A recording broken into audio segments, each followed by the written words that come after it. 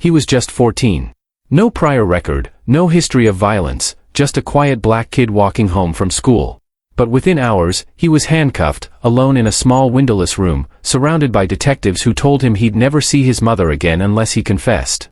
After 12 hours, exhausted, scared, and hungry, he broke. He confessed to a robbery he didn't even understand. And that confession? It cost him the next 8 years of his life, all to protect the police chief's dirty secret. Malik Turner had always followed the rules.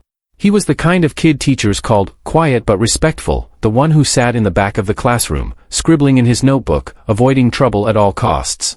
At just 14 years old, he was more focused on video games and comic books than anything remotely dangerous.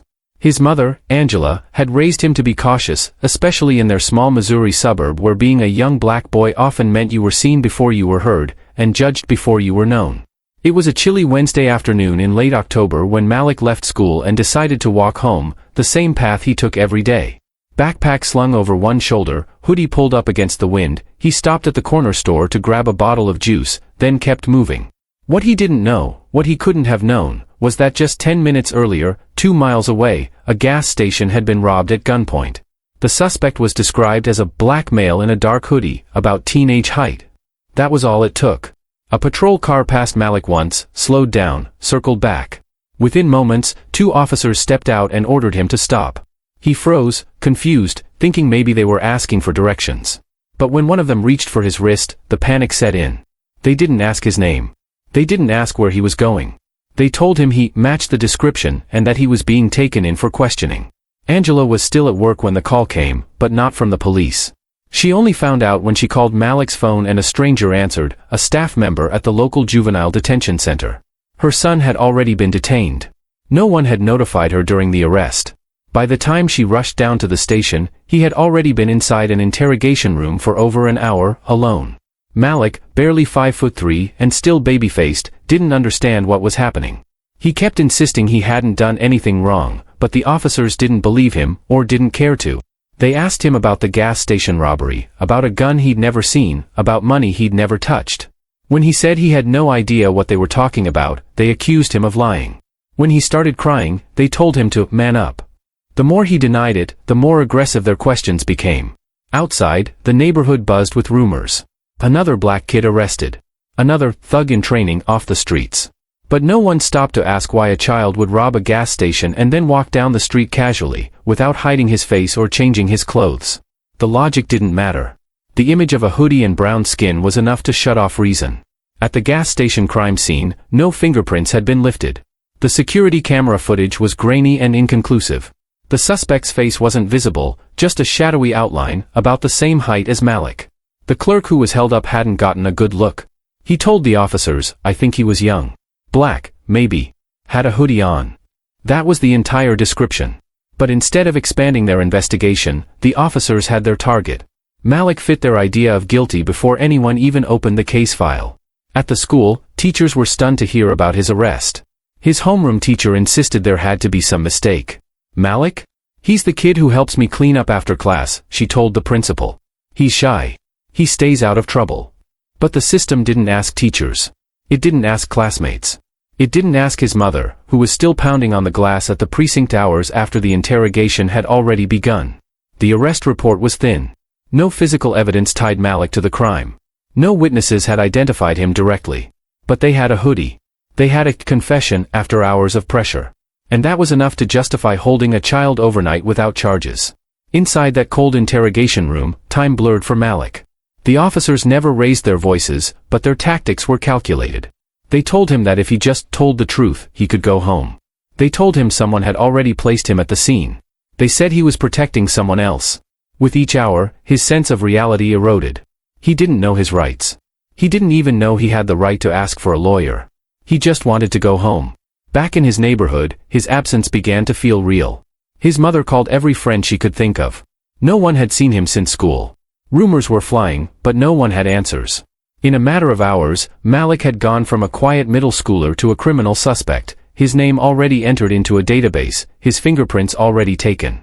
And as night fell, the only thing more terrifying than the silence was the realization that the people who were supposed to protect him were the very ones tearing his life apart. By the third hour of interrogation, Malik was no longer trying to explain. At first, he had answered every question carefully, his voice shaking but steady. He told them where he had been, what time he left school, how he'd stopped to buy a drink at the corner store. He even remembered the name of the librarian who had seen him that day. But none of that mattered. The officers weren't listening. They didn't want to hear where he'd been. They wanted him to say he'd been somewhere else. The room was small and windowless, the fluorescent light above humming like it was taunting him. There was no clock. He had no way to know how long he'd been in there. He was hungry. No one had offered him food. His mouth was dry, his arms were sore from being cuffed earlier, and the longer he sat there, the more it felt like he was sinking, slowly, helplessly. They came in shifts, 2 detectives rotating in and out. One would play the good cop, offering him water, asking if he wanted to go home. The other would slam his hand on the table, lean close, and whisper threats. One moment they called him son, the next they called him liar. They told him his fingerprints were on the gun. They told him the clerk had picked him out of a lineup, even though no lineup had happened. They said his friend had already confessed and blamed him. None of it was true. He asked to call his mom, but they told him no. He asked if he could leave, and they told him he wasn't going anywhere. He asked if he was under arrest, and they laughed. "You're helping yourself right now," one of them said. "Don't mess that up." Hours dragged by. No lawyer was called. No guardian was brought in. He was just a scared 14-year-old boy in a room full of adults who saw him as a suspect first, and a child never. They repeated the same questions over and over. Where were you at 3:15? Why did you run? What did you do with the money? Where's the gun? When he said he didn't know what they were talking about, they told him that made him look guilty. When he tried to explain again, they cut him off. At some point, something broke inside Malik. It was like a fog settled over his thoughts. He could no longer remember exactly what time he'd left the library, or what street he'd walked down. Every answer he gave led to more accusations. Every denial made things worse. And then one officer leaned forward and said it. "You want to go home, right?" Malik nodded. "Then just tell us the truth." For a second, he thought maybe this really was the way out. Maybe if he just said what they wanted to hear, they'd let him leave. He didn't fully understand what they were accusing him of anyway. They kept mentioning a robbery, but he had never even been inside that gas station. They said someone was hurt. They said a weapon was involved. Malik didn't know how to answer. His stomach was twisting, his vision blurry with exhaustion. He was cold. He missed his mom. He asked again if he could call her. They ignored the question. Then they slid a paper in front of him. It was a written confession, already typed. All he had to do was sign it. It said he had entered the gas station. That he had pointed a gun. That he had taken the cash. That he had run. Malik stared at the words, trying to make sense of them. The officer told him he didn't even have to read it all, just sign. It would be easier for everyone. He hesitated. The officer repeated the question, "You want to go home, right?" Tears welled in his eyes. He nodded again. "Then sign it." With a trembling hand, he did. The pen felt like it weighed 1,000 pounds. As the ink met the paper, a strange silence filled the room. The officers exchanged a glance, one of them quietly collecting the document, the other standing and walking out without another word. There was no congratulations. No release. Just a closed door. Malik sat there for another hour. He didn't understand what he had just done. In his mind, he was still hoping someone would come in and tell him it was over. That it was a mistake. That he could go home now. But instead, another officer came in with a booking sheet. He was being charged with armed robbery and aggravated assault. When his mother finally arrived, she was told it was too late. Her son had confessed. There was nothing she could do, not tonight, maybe not ever. Angela screamed at the officers, begged them to listen, demanded to see the confession. But the detective only shook his head and told her she should have gotten there sooner. By the time Malik was moved to a juvenile detention center that night, the damage was already done. In the eyes of the law, he was no longer a child. He was a confessed criminal. The case moved quickly, almost too quickly for anyone to fully grasp what was happening. Within days, Malik's name was in official court records, attached to felony charges that could follow him for life. The prosecutor, a rising star in the county's tough-on-crime movement, stood behind the confession like it was gold-plated proof. No gun had been recovered. No stolen cash was ever found. Surveillance footage was grainy and showed only a figure in a hoodie, but none of that seemed to matter. The confession had sealed his fate. Angela begged for someone, anyone, to look deeper. She hired a defense attorney who immediately requested discovery. What he found was alarming. No eyewitness directly identified Malik, and the timeline of the robbery clashed with Malik's movements that afternoon. Several classmates recalled seeing him walking home from school. A teacher remembered chatting with him minutes before the alleged crime. The receipt from the corner store showed a timestamp that placed him nearly 2 miles from the robbery just 5 minutes before it occurred. But none of this was brought to the forefront in court. Instead, the prosecutor emphasized the words Malik had signed. The confession became the centerpiece. This young man admitted to the crime. Under no duress. Voluntarily. That's what the court was told. What they didn't hear was that Malik had been interrogated alone, without a lawyer or parent, for more than 12 hours. What they didn't hear was that he was hungry, tired, and frightened. What they didn't hear was that his signature came only after being misled and intimidated. The detective testified that Malik had seemed calm and composed during the confession. That there were no signs of coercion. But the recording of the interrogation, what little of it existed, had gaps. Several crucial hours were missing, unrecorded. Malik's legal team protested, arguing that such omissions were unacceptable in a case involving a minor. The judge disagreed and ruled the confession admissible. In court, Malik sat quietly in a suit that didn't quite fit, his hands folded tightly in his lap. He didn't speak much. He was told not to. Every glance from the jury made him shrink further into himself. To them, he didn't look like a frightened child. He looked like the suspect. The courtroom was mostly white. The officers testifying against him were white. The judge was white. The only black person in the room, besides Malik and his mother, was a janitor sweeping the hallway during recess. Angela's voice trembled every time she spoke about her son.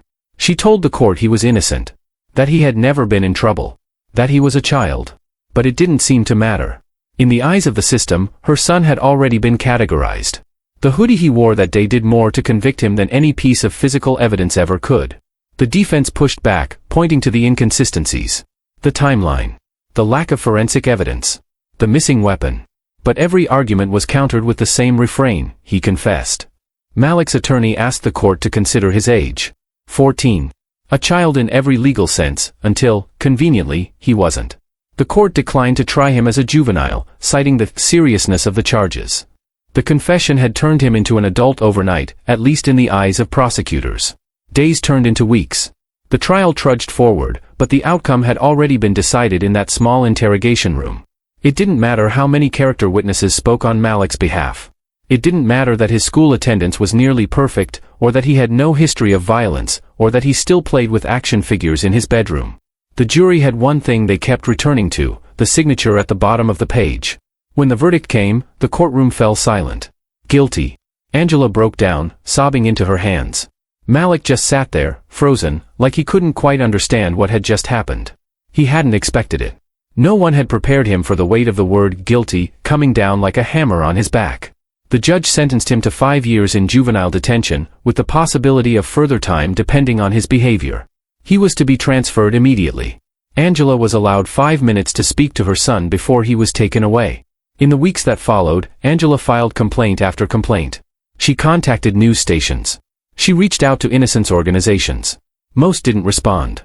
A few told her that they couldn't take the case unless there was DNA evidence or a signed recantation. Malik had signed a confession.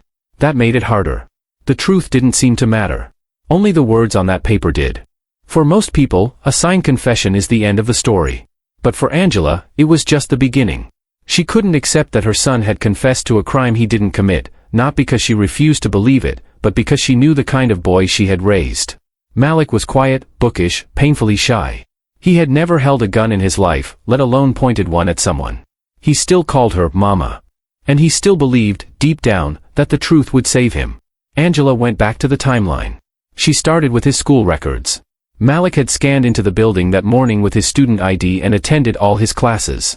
She found his teacher, Mr. Duncan, who confirmed Malik had stayed late to ask questions about a history assignment.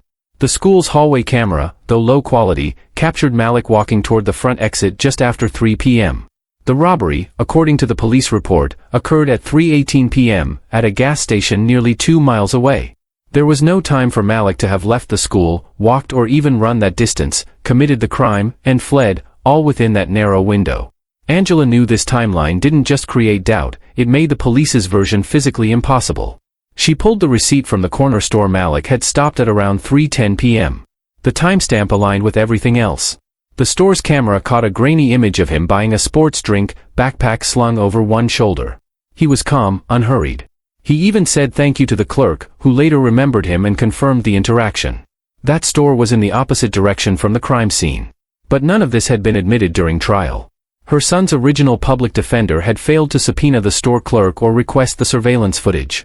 That footage was deleted after 30 days, lost forever. The defense had never challenged the timeline as forcefully as it could have. By the time Angela gathered these details, the conviction had already been secured. The system had moved on. She kept digging. The supposed eyewitness, a gas station clerk who initially described the suspect as a tall male, wearing a dark hoodie, had never directly identified Malik. In fact, in the original report, the suspect was described as at least 6 feet tall. Malik was barely 5 feet 5 inches. The clerk had never been shown a proper photo lineup. Instead, according to discovery documents, police had simply shown him a single school photo of Malik and asked, "Is this him?" The clerk had said, "It could be." That was somehow enough. Angela spoke to civil rights attorneys who explained that this was a textbook case of confirmation bias. The officers believed they had their man and shaped the investigation to fit that belief. Every piece of contradicting evidence was ignored or brushed aside. The confession made everything else irrelevant in the eyes of the law. But it wasn't just confirmation bias, it was something deeper, more dangerous. It was systemic. Angela learned that the lead detective on the case had been involved in multiple complaints involving black minors. Excessive force, coercive tactics, threats. Nothing had ever stuck.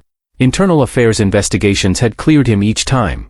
The department kept its disciplinary records sealed, citing privacy exemptions. Even Malik's lawyer couldn't access them.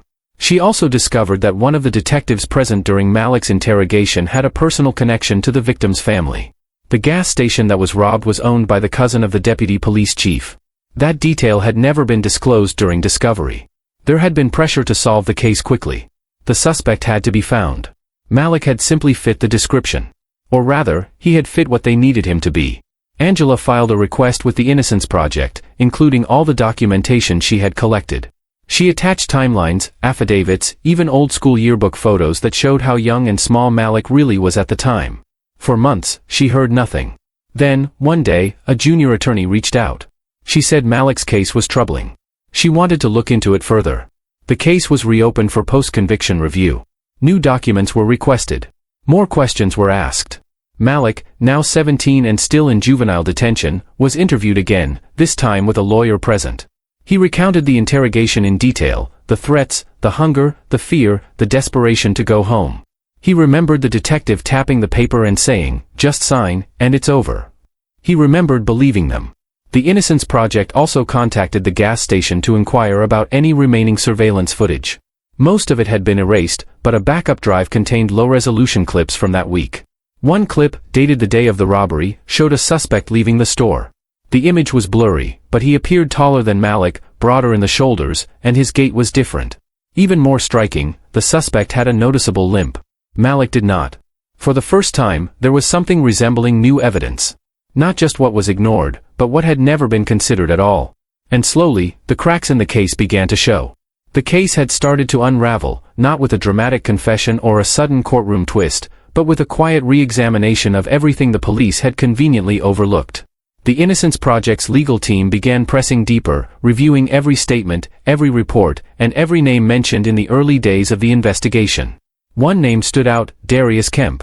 Darius had been flagged as a potential suspect in the original investigation but was dismissed after the first 24 hours. He had prior arrests for theft and drug possession, and he had once worked part-time at the gas station that was robbed. According to initial reports, he had been questioned briefly and released after providing what police described as a solid alibi. No details of that alibi were included in the file.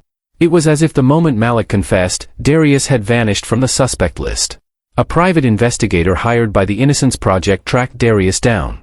He had relocated to another part of the state, working irregular construction jobs and staying mostly under the radar. What the team found was alarming. Darius walked with a limp, the same limp that could be seen in the recovered surveillance clip from the gas station. He also matched the physical description of the original suspect more closely than Malik ever had. It wasn't just his appearance. Around the time of the robbery, Darius had been in a financial crisis.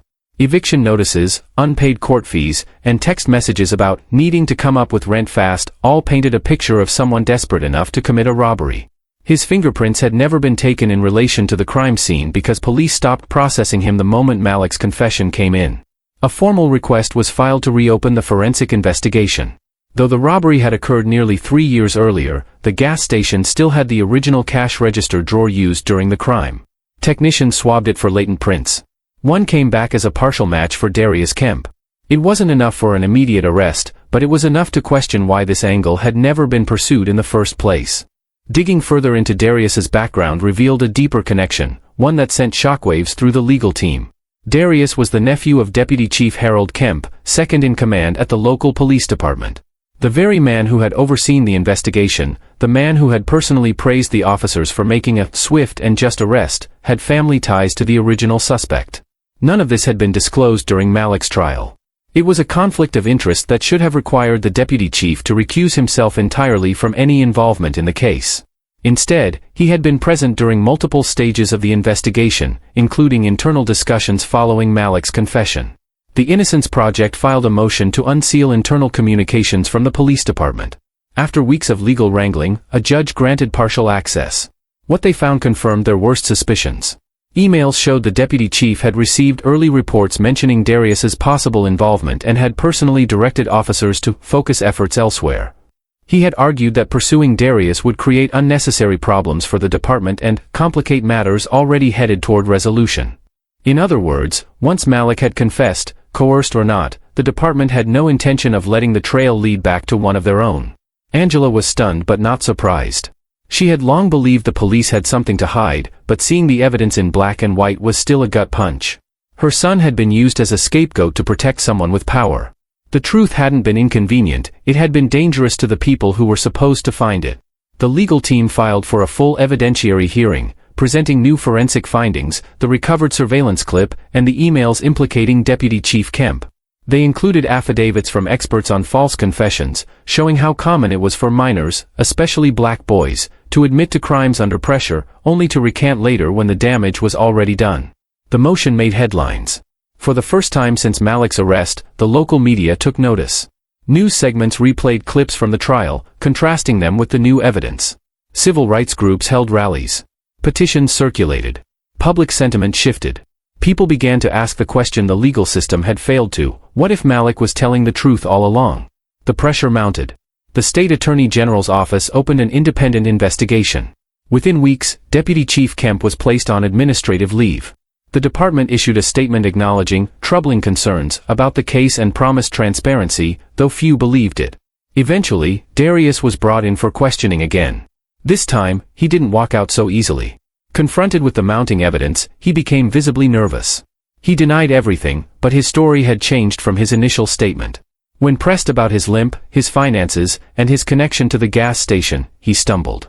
Investigators filed a motion to collect his fingerprints, and the partial match on the drawer became a full match when combined with other evidence recovered from the scene. Malik's legal team now had the final puzzle pieces. The story had never been about a single robbery. It had been about protecting someone close to the system, at the cost of a child's life. And now, finally, the truth had a name. The courtroom that had once sealed Malik's fate now became the site of his exoneration. After years of silence, a judge reviewed the mountain of new evidence and ruled that Malik's confession had been coerced, the investigation compromised, and the conviction unjust. The court declared his record vacated, his name cleared. But the system that had taken 3 years of his life offered no real apology, just a few carefully chosen words about missteps and lessons learned. Malik walked out of juvenile detention a free young man, but not an unbroken one. The years had changed him. He had entered at 14, scared and confused, and emerged at 17, hardened by solitude and betrayal. His education had been interrupted, his trust shattered, and his mental health left bruised by trauma that few adults could endure, let alone a child. The state offered a compensation package, but no amount of money could return the time lost. Malik had missed birthdays, graduations, and the small, ordinary moments that shape a boy into a man. He had watched his peers grow up through the narrow lens of occasional phone calls and letters, while his own growth was confined within concrete walls and metal bars. Freedom came, but so did a sense of displacement. He no longer knew where he fit in the world outside. Angela never stopped fighting for her son, but even she carried scars from the ordeal. Her reputation in the neighborhood had been questioned. Some had assumed her son must have been guilty. She had endured whispers, judgment, and the quiet abandonment of friends who didn't want to be associated with a boy accused of a violent crime. Now those same people offered sympathy. But the damage was already done.